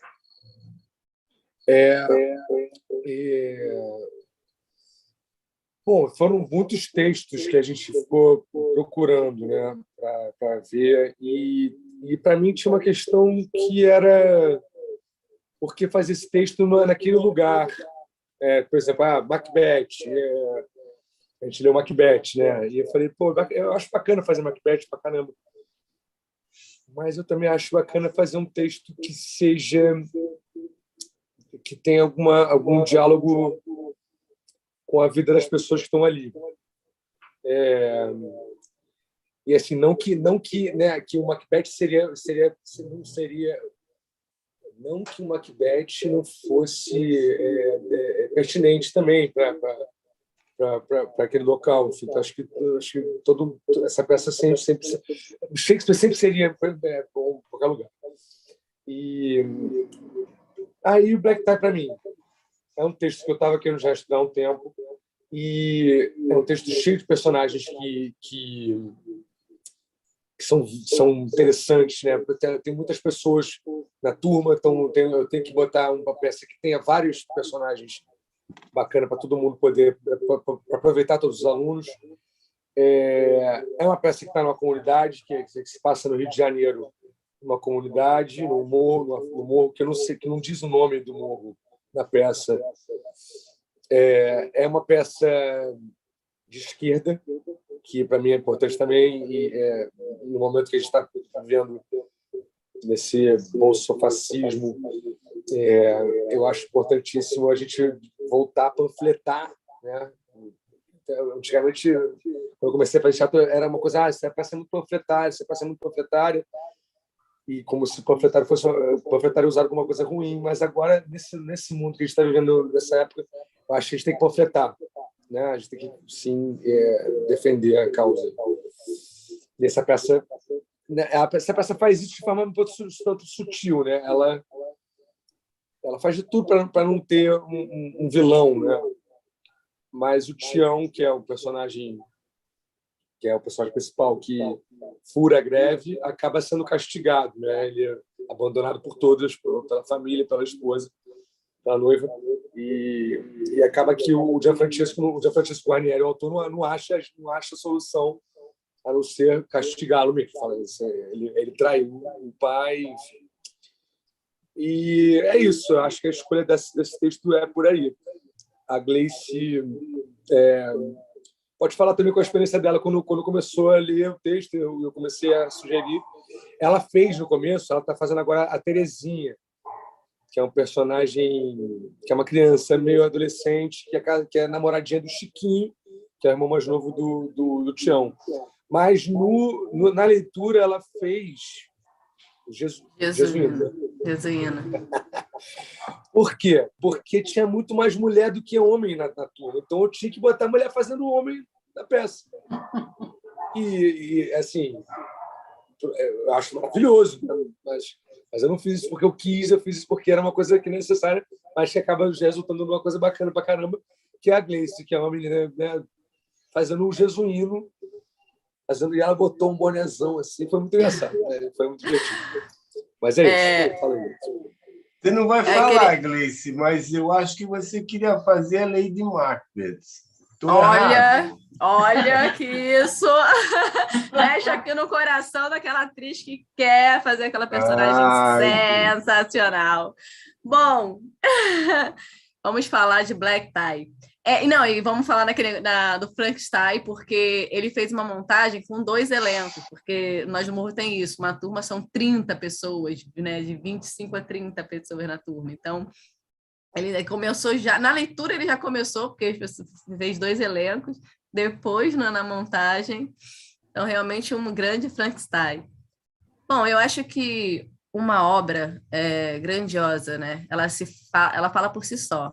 Quando ele falou de Macbeth, sim. Ele também trouxe Martins Pena, o experimento de Martins Pena. E aí, quando ele trouxe o Jean-François Guarnieri, é só pelo nome, Jean-François Guarnieri, a turma já, tipo, sabe, vamos falar sobre isso. E quando ele foi contando mais a história, falando mais a história, eu acho que a forma que o João coloca, assim, na direção dele, eu acho que ficou, ele fala panfletária, mas eu acho que ficou muito mais na família, muito mais né, muito mais questões familiares, assim, que se aproxima mais até da comunidade, porque é uma família de comunidade de um que mora num morro e que está ali vivendo, trabalhando, e dentro de casa tem os seus argumentos ali, que está muito no texto com o Otávio e com o Tião, né, que o pai e o filho que não pensam do mesmo jeito, que pensam diferente dado uma situação, que é a greve naquele momento do texto. Então, assim, eu acho que foi um grande achado também esse texto para o Nós do Morro, porque o Nós do Morro ele costuma sempre trazer o texto do dramaturgo, que é o Paulo Corrêa Castro, que é do grupo, ou Shakespeare, que ele sempre tem esse estudo em Shakespeare. E quando o João eles não usam black tie, se torna um grande achado para o grupo para modificar essa experiência teatral também dentro, né, do Nós do Morro. Então, eu acredito que eles não usam black tie porque ele é atemporal, precisamos ainda estar falando de certas coisas que o texto fala, como sim, a questão é reivindicar o seu direito de trabalho, como o Otávio fala, a barriga deles tem uma parte no texto que é muito boa, que você pensa o quê? Se a gente não fizer a revolução, eles não vão olhar para a gente, porque a barriga cheia deles primeiro, a gente se ferra, eles não estão nem aí, e a gente vê que é assim até hoje. Então, eu acho que é isso. O Jean Francesco escreve muito bem dado o que ele queria colocar naquele momento, ali em 58, né, 60, vamos botar assim, mas que a gente vê que é muito agora, muito de agora. Então, vamos voltar no início, a obra se dá por si só, então quando ele traz eles no Black Tie é porque ainda estamos a falar de questões que precisaríamos mudar e precisamos mudar e estamos no caminho. E eu acredito que o levantamento da arte é esse momento mais ainda de não morrer. Só para dar um link do que o Joelson falou na questão da morte do teatro, né? Tipo, realmente a gente fica assim, não fala isso, porque é muito louco de você imaginar que a troca viva e humana, ela está se perdendo por causa de uma tecnologia que está cada vez mais aguçada e faz com que você troque com você próprio, né? Porque aquilo é matéria morta, então você não troca com nada, troca com si próprio. E aí os egos crescem e o teatro é o lugar de você deixar a história ser contada e visualizar, né, mediante aquilo que te passam. Mas se a gente está falando sobre uma coisa que só deixa teu ego crescer, a luta é maior mesmo de a gente não deixar o teatro morrer. E acredito que é isso, é deixar aquele espaço tão mais apetitoso, sabe, para receber a sua plateia, para receber o seu público e falar que aqui vamos ter essa troca humana e vamos depois questionar, depois ali bater um papo, o que mexeu comigo, o que não mexeu, que é o que o teatro faz, né? Essa troca humana mais viva. Então, eu acho que é por aí mesmo a gente levantar... E aí você falou assim, não é o que é dado, né? Mas também, eu acredito que é um pouco também o que você leva ao público. Porque o Jean Francesco Guarnieri tem um texto que a gente trouxe agora e a gente vê que é temporal e é difícil levar ao público, temos que estar nessa busca, mas quando ele vai, ele fica, caracoles, tipo, é isso, eu tenho que mudar alguma coisa, eu tenho que pensar em alguma coisa, mas me movimenta, é um texto que movimenta o público. Então, é necessário pensarmos no que trazer e pensarmos em trazer, como trazer de volta o ser humano para uma troca viva que o teatro faz. Joelson, é o seguinte. Gente, deixa eu só fazer uma Ah, tá. interrupção. Eu vou precisar sair, porque hoje é aniversário da minha companheira e o pessoal está todo me esperando para a gente cortar um bolinho aqui. Eu vou precisar me despedir de vocês e agradecer ao papo, que foi incrível, que eu acho imprescindível e necessário também, né? E acho que eu me sinto muito feliz de ter sido convidado. Vamos estar sempre juntos, trocando aí figurinhas pelo nosso ofício, pelo nosso fazer artístico, tá bom? Ô, Leandro, você me Oi. permite fazer uma última pergunta antes de você sair? Sim, diga lá. É uma provocação, na verdade, porque a gente está falando aqui, me parece, sobre a questão da apropriação dos espaços, né? E também da liberdade de trânsito nos territórios. Então, assim, antes de direcionar uma pergunta diretamente para a Gleice, só para fechar, eu queria lançar uma provocação para você, para o Joelson, mas se você puder dar sua contribuição antes de sair. Você acredita que a questão do trabalho em rede, as parcerias de colaboração nas produções, elas têm algum papel na facilitação desse trânsito e da apropriação dos espaços? Por exemplo, grupos como a Baixada em Cena, ou então o Frente de Teatro, ou até mesmo o MATER, que é o Movimento dos Artistas de Teatro do Rio de Janeiro. Você acha que a organização nesses grupos e a atuação como sociedade civil organizada desempenha um papel na apropriação desses espaços? Olha, com certeza, né? Na verdade, até inclusive dentro da Rede Baixada em Cena, a gente sempre fez um papel, sempre desempenhou um papel de ação coletiva para preservar e resguardar os coletivos. Algum grupo da cidade de Nilópolis ou São João de Meriti, por exemplo, estava tendo algum problema direto, algum enfrentamento direto com a gestão da Secretaria de Cultura da cidade. A Rede Baixada em Cena se manifestava publicamente, os coletivos da Rede Baixada em Cena compartilhavam e manifestavam a sua opinião e o seu repúdio a algum tipo de ação em que a cidade estava tendo uma relação incorreta com os seus artistas. E, no contrário, na busca por espaços e na tentativa de articular espaços e conquistas, também sempre atuamos de maneira coletiva. A Companhia Teatral Queimados em Cena, por exemplo, sempre conseguiu espaços, sempre conseguiu cavar espaços que eram, na verdade, espaços para a companhia, né? Como eu tenho alguma relação com algumas pessoas do meio e também comecei, através da minha atuação na gestão pública, ter uma entrada maior com muitas pessoas de administração, até de espaços. A gente foi conseguindo furos de pauta, conseguindo espaços e entradas que eram muito interessantes e que eram destinados ou oferecidos para nós, Companhia Teatral Queimados em Cena.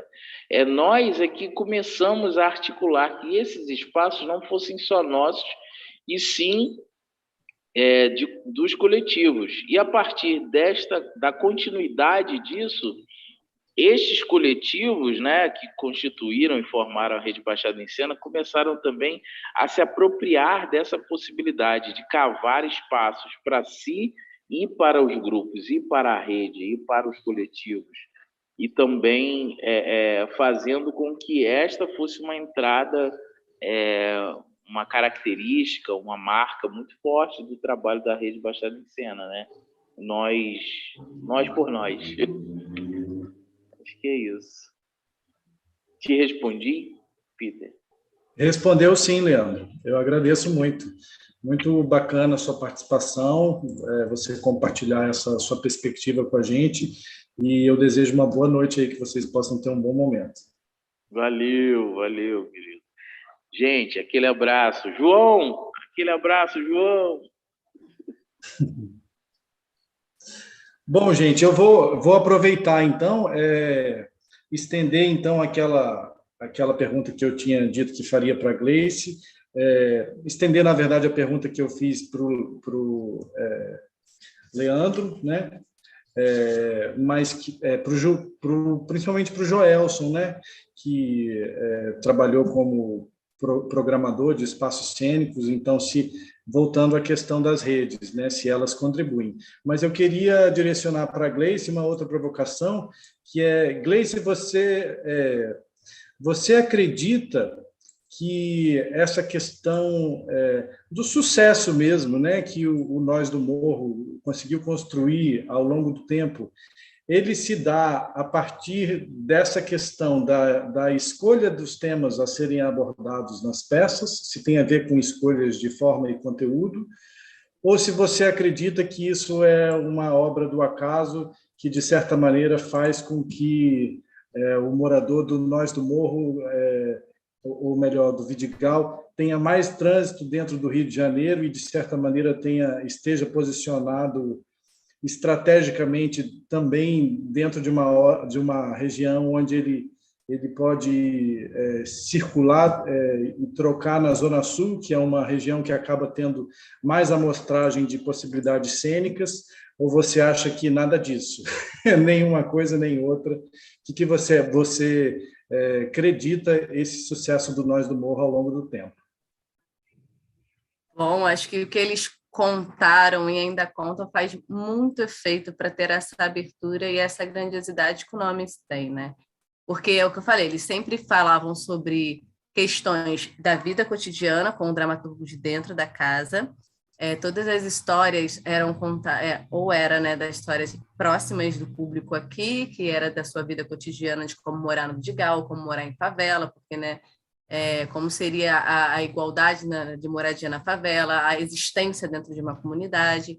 Então, os temas abordavam sobre isso, que aproximavam o público daqui da comunidade para vir assistir. E quando eles iam para Shakespeare, eles também tinham uma encenação, uma forma de direcionar Shakespeare para essa comunidade, porque Shakespeare né, e a gente, cada vez que a gente vai descobrindo mais, é mais voltado para o popular, ele sempre foi para o meio popular, mas aí dentro de aqui para nosso Brasil, ele se tornou muito cult, né? Muito aquém ou além do que se pode colocar como perto de alguém que não teria um dado conhecimento para entender Shakespeare.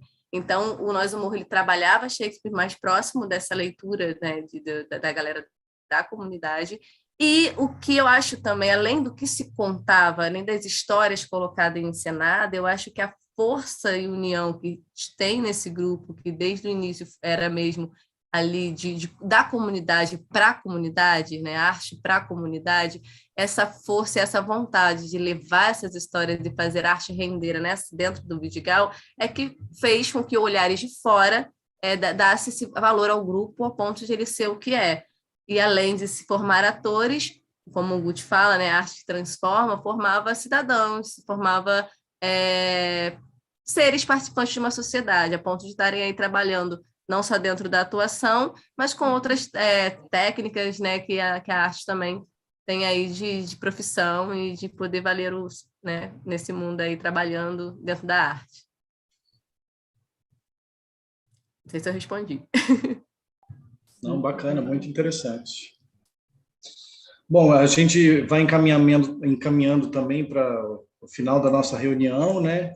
Eu deixei uma provocação ali para o Joelson, para ver se ele tem a se manifestar a respeito disso, da importância das redes ou não. E também convido a todos a pensarem, se tiverem contribuições finais, a gente está chegando no momento das contribuições finais. Sim, eu acho que a Marilice ia fazer uma pergunta para mim também. Não, eu ia fazer uma pergunta. Sim.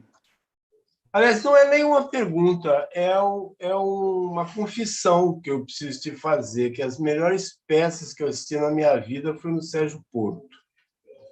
Então, eu queria saber o seguinte, eu nem sei até quando que você ficou lá, mas você e a Daniela, como é que vocês escolhiam as coisas? Porque é difícil ter um saldo positivo, na minha opinião, evidentemente, né? Não sei se o resto do pessoal acha isso, mas, para mim, em cada 10 peças, 9 eram excelentes. Então, eu queria saber qual é o processo de escolha, sabe? Como é que vocês faziam? No sorteio? Oh, não, muito pelo contrário. Muito boa essa pergunta.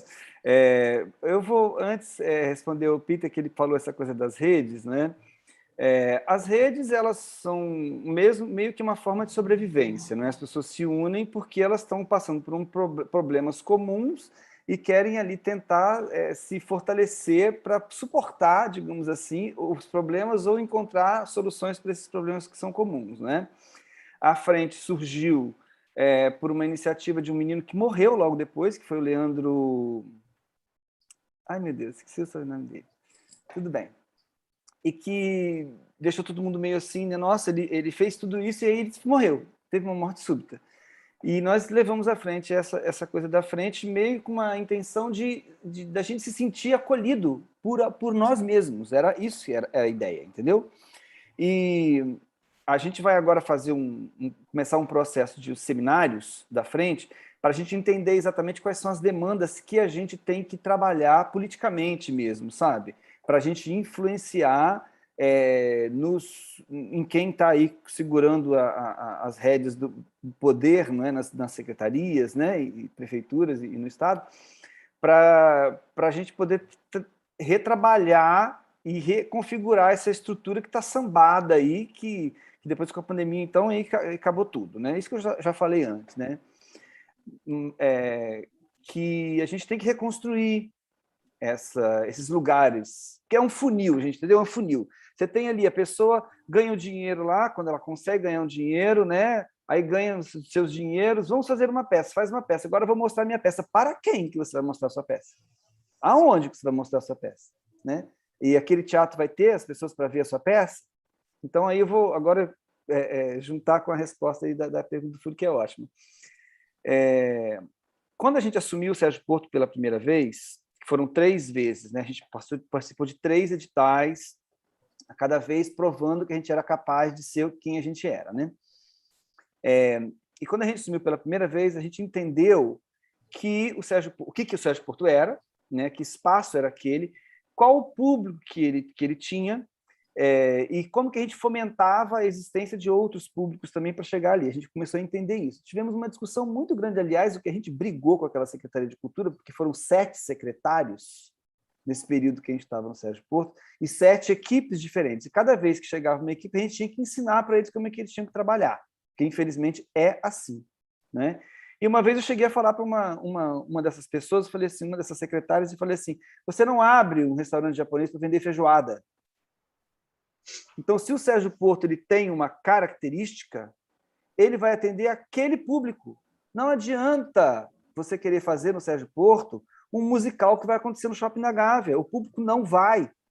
A cadeira é ruim, né? Não tem o estacionamento, é outro público, é outro. Então, a gente tem, primeira coisa, a gente entendeu quem era o nosso público. O público do Sérgio Porto é aquele público ali. São aquelas pessoas que querem discutir arte contemporânea, e isso não tem nenhum preconceito nisso, porque essas pessoas elas surgem de todas as camadas.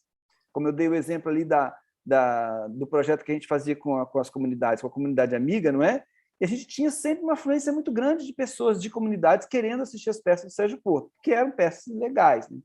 Aí como que a gente fazia essa escolha? Bom, a gente recebia uma média de 200 a 250 projetos por ano.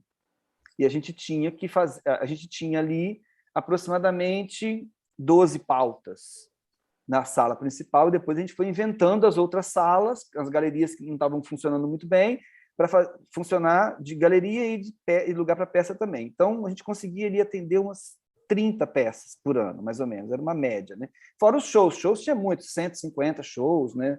100 shows, era muito show. E o nosso critério de seleção, ele era pela qualidade do trabalho, né? Então, assim, essas pessoas, elas estão falando que elas vão fazer isso e elas fazem isso, e não tem a ver com a pessoa ter anos e anos de profissão. Tanto é, por exemplo, que o Diogo Liberano tinha feito uma peça na universidade, depois uma peça fora da universidade, e a gente convidou o Diogo para ele fazer uma mostra, e ali surgiu a mostra IFEM, que o Diogo Liberano tem, aquela sala ali do segundo andar do Sérgio Porto. Faz o que você quiser aí, Diogo. E ele inventou a mostra IFEM, né? E tantas outras pessoas, assim, muito jovens também, sabe, que foram acolhidas ali, tipo Caio Riscado, né? Mas que são pessoas que você vê que elas têm um pensamento antenado e afinado com aquilo que está acontecendo naquele lugar, né? Que é muito diferente, por exemplo, do público que uma pessoa como o Vedova, que trabalhava no Ipanema, era um pouco diferente, né? As produções que vão aqui, que vão ali, né? O Sérgio Porto é muito mais afinado com essa questão do experimentalismo, da coisa mais contemporânea e tal, né? Era isso que a gente fazia, a gente pensava na qualidade. Jamais foi porque a pessoa era meu amigo. Nunca foi. Tanto é que eu tenho amigos que deixaram de ser meus amigos porque eu nunca dei pauta para eles. Amigos que eu estudei na Cal, entendeu? Amigos com que eu ia no bar. Mas, assim, não posso botar seu trabalho lá, não vai funcionar. Não vai funcionar. Vou contar uma história para vocês, como é a importância de se ter um pensamento dentro de um espaço. De 2010 até 2015, 5 anos, tinha um grupo que pedia pauta para a gente insistentemente, me xingaram, ligaram para lá, ligaram para a secretaria, fizeram de tudo. Mas eu falei, não, o seu trabalho de vocês não vai funcionar aqui. Não vai, não tem como. Aí, a gente saiu do Sérgio Porto, porque teve um problema jurídico lá, eles não conseguiram renovar os contratos, não conseguiram fazer uma licitação a tempo, e a gente o Sérgio Porto ficou, todos os teatros ficaram sem direção artística durante o ano de 2015. E ficou lá um menino que era um funcionário da secretaria e tal, tomando conta lá com uma equipezinha lá que eles conseguiram colocar lá improvisada, né? Que é muito o que está acontecendo agora. Não quero falar mal do trabalho do Leandro que está ocupando, mas o que está acontecendo agora é a mesma coisa. Colocar umas pessoas nos teatros achando que a pessoa fica ali dando uma pautinha para quem aparece. Que piada, né? Enfim, nesse ato, esse pessoal pediu a pauta para esse rapaz que estava lá e ele deu. Sabe o que aconteceu, gente? Essa é a história mais incrível. Sabe o que aconteceu? No dia da estreia da peça deles, não foi ninguém.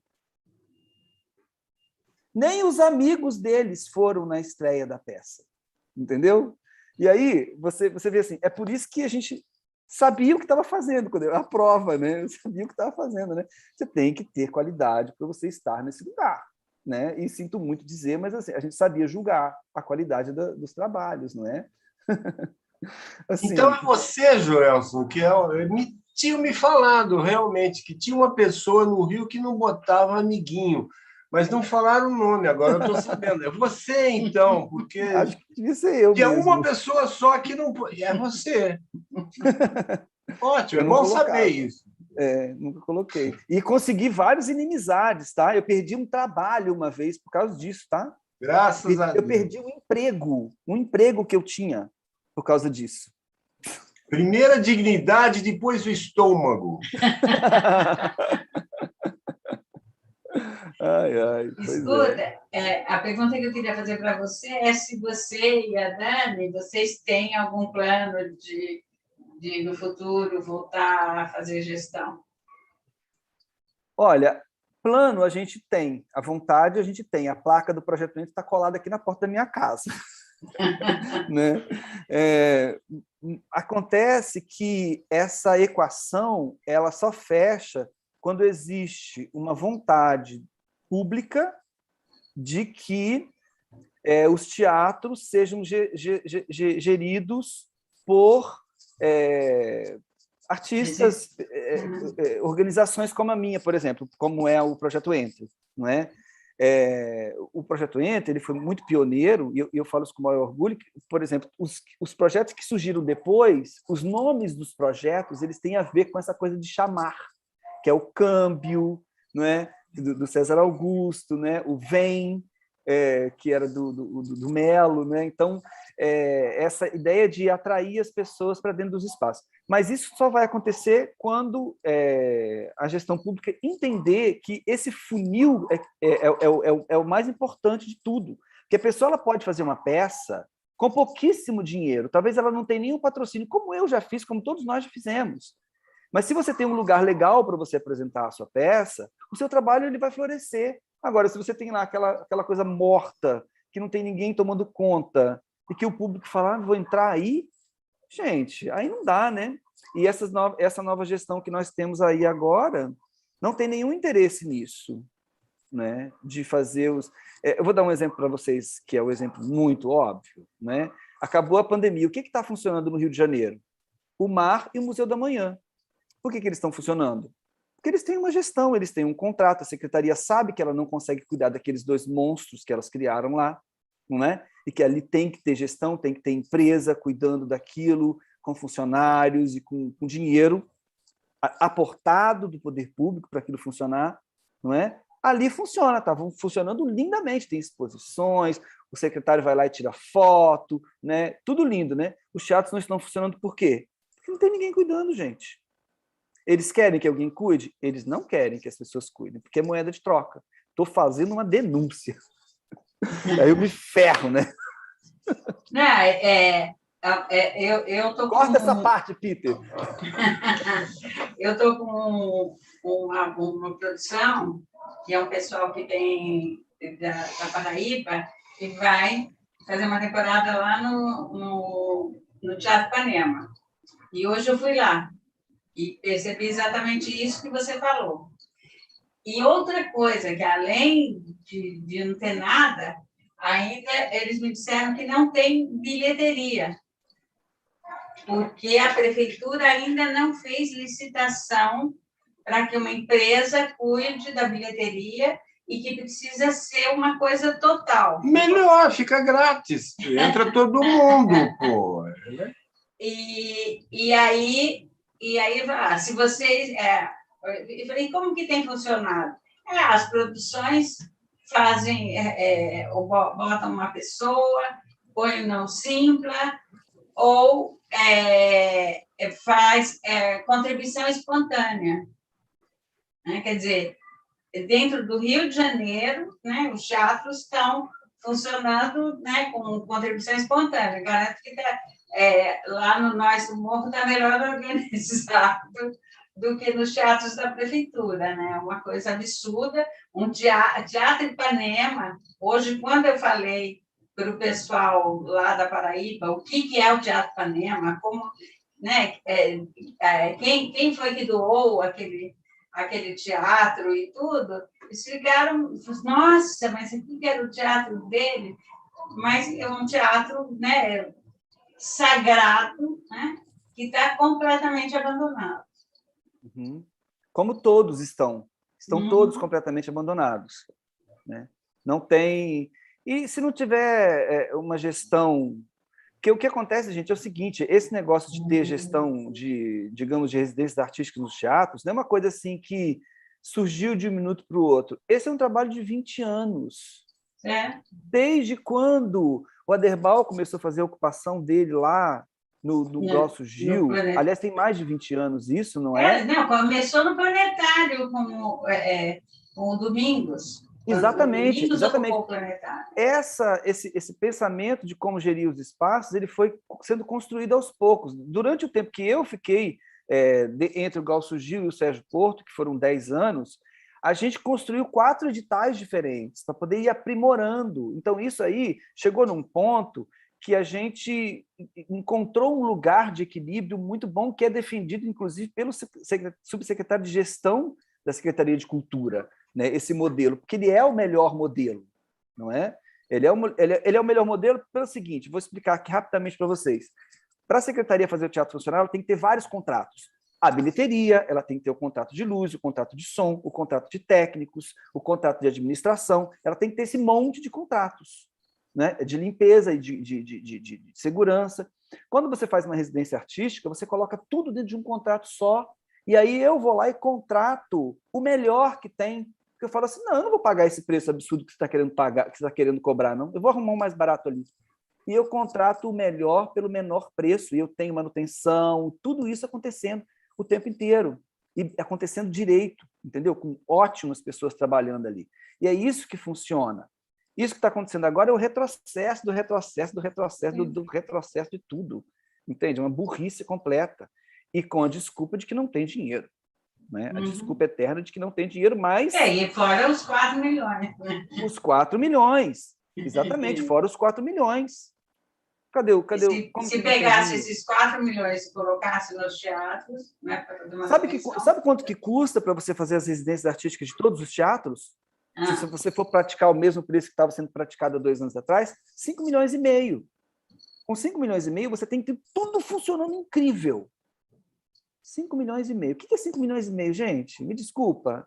Nesse Rio de Janeiro, com a Secretaria de Educação tem 8 bilhões de verba. E a cultura não tem 5 milhões e meio para fazer os teatros funcionarem. Sinceramente. Até uns anos atrás diziam que um desfile de uma escola de samba custava isso daí, né? Do grupo especial. 6 milhões. 6 então, milhões. Ou é o valor de uma novela também, né? Tá, Record. Joelson, eu achei muito interessante o debate, porque a gente, por telefone, você chegou a até comentar comigo uma preocupação que você teve, porque esse tema das cenas periféricas é um tema delicado e, na verdade, muito abrangente, né? Ele envolve muitas questões e muitas contradições, e você até apresentou essa preocupação. Olha, Peter, será que a gente dá conta? Porque é um tema muito amplo. E aí, por isso que a gente também tentou fazer esse recorte, essa secção assim mais direcionada, convergindo com essa questão das programações cênicas, né? Então, e aí no final da conversa eu queria fazer um balanço geral. Cada um acha que a gente conseguiu tratar um pouco dos temas levantados? Queria fazer mais uma pergunta para o Joelson. Queria fazer mais uma pergunta para o Joelson. Joelson, é do seu tempo lá no Sérgio Porto, aquela temporada do Bonobando? Sim, foi. Então, também uma experiência incrível, né, de um teatro de periferia, que foi para o Teatro da Zona Sul e teve um público incrível. Né? Foi um imenso sucesso, era a casa lotada todos os dias, foi incrível aquilo. E depois tiveram que fazer mais sessões e tal, né? Como, por exemplo, o trabalho da Alice Ripoll, né? Isso. Que também trabalha só com pessoas na periferia, a companhia dela não é na Zona Sul, né? E que também, sucesso incrível, sabe? E tantos outros também que apareceram ali. Terminei. Terminamos. Desculpa. Não, então é isso. João, algum recado para o seu centro e para a sua periferia? Sim, eu ia falar que eu estava fazendo, quando eu estava limpando o teatro lá, eu falei, eu tive uma ideia maravilhosa e original, vamos botar aqui na porta do teatro uma plaquinha dizendo entre. Falei, cara, essa ideia é genial. Por que eu estou tendo essa ideia? De alguma coisa. Eu falei, cara, foi quase que eu te imitei. Eu queria te imitar, não. Eu pensei nisso para te imitar mesmo. Porque realmente eu achava lindo a palavra entre, na frente do Sérgio Porto. Eu olhava e falava, claro, vou entrar. Eu sempre entrei ali, eu quero sempre entrar lá. E era bonito o logo também, enfim, tudo que você fez ali foi muito legal. E é isso. Eu pensei só para dizer essa palavra que eu queria te copiar. E também dizer que eu tenho que sair fora, que eu tenho às 9 horas um negócio aqui também, um compromisso aqui perto. E eu queria me despedir, então, dizer que foi muito bom participar desse negócio, desse live, Petrópolis ou é o próprio Vidigal? Maravilhosidade aqui. E agradecer ao Peter, Maria Alice por terem me convidado, Fúrio, querido, saudades, maravilhoso. Gleice, minha colega maravilhosa e querida. Joelson, um beijão para você também, meu camarada. E é isso, boa noite. Boa noite, Johnny. Boa noite, João. Quem mais? Gleice? Algum recado final? Então, também quero agradecer de estar aqui, né, trocando com vocês, ainda trocando, falando de arte e teatro. E o que eu tenho que falar é no imperativo. Vá ao teatro, entre no teatro, faça o teatro acontecer, porque futuramente saberão que ali é o que a gente precisa se agarrar para permanecer ainda essa troca humana, que é o que eu acredito, que é que a arte faz. E Bacana. muito obrigada de estar aqui. Imagina, a gente que agradece a sua presença, Gleice. Também quero agradecer esse convite. Eu fiquei meio hesitante, né, Peter, de poder aceitar, porque eu achei que eu não estava preparado para poder falar sobre as questões periféricas e tal, não é? Mas acho que consegui falar a respeito da costura que a gente pode exercer, né, nesses caminhos de troca, né? E eu queria sugerir para vocês uma pauta para um próximo momento, quando vocês quiserem fazer um outro encontro, né? Não sei quando vai ser, ou para mais para frente, quando vocês pensarem. Eu queria sugerir uma pauta que é vocês falarem sobre editais, porque existe uma conversa aí muito nova e muito boa que está sendo levantada, de contestação dos editais enquanto lugares de competição, né? E de novas formas de se construir a chegada do dinheiro até os artistas, que não seja por essa via de competitiva e, digamos assim, não perene, não é? Acontece quando alguém quer que aconteça, não é? E aí eu acho que é uma pauta boa para se começar a levantar nesse momento. Sugestãozinha para vocês.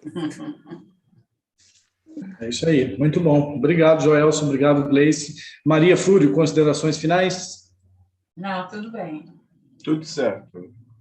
Ah, sim, a Maria Alice parece que vai reativar o bar do Ipanema, porque ela quer que o João Velho vá assistir a peça.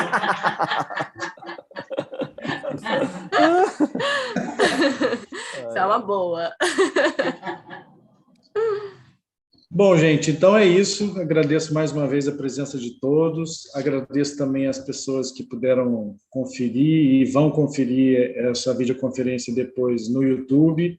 Agradeço também nossos parceiros, agradeço a Rede Santa Cruz de Ecologia e Cultura pelo apoio e também um agradecimento especial ao Tiago Sacramento, que nos deu um apoio operacional logístico no outro dia, e para todas as outras pessoas que contribuíram para a realização desse programa. É o segundo Fórum TH, da revista Teatro Hoje, e a gente se despede, então, desejando uma boa noite a todos e até o próximo encontro. Boa noite a todos. Boa noite a todos.